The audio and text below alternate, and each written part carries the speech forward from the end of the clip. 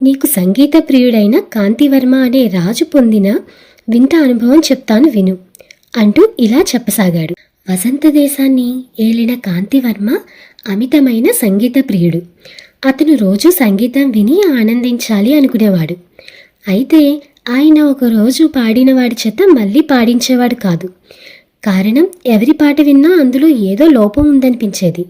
ముఖ్యంగా పాడేవాడి గాత్రం శ్రావ్యంగా ఉండాలి, కానీ ఎవరి కంఠం ఎంత శ్రావ్యంగా ఉంది అనే విషయాన్ని రాజు కానీ సభలోని వారు కానీ ఎవరూ ఖచ్చితంగా నిర్ణయించలేకపోయేవారు.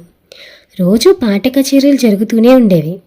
రోజుకొక కొత్తవాడు వచ్చి పాడుతూనే ఉండేవాడు. కొన్ని కంఠాలు మరీ దుర్భరంగా ఉండి రాజును సభికులను చాలా బాధ పెట్టేవి. అయినా రాజు తన సంగీత ప్రియత్వాన్ని వదులుకోలేకపోయాడు. ఇలా ఉండగా ఒక రాత్రి కాంతివర్మకు కలలో సరస్వతీదేవి కనిపించి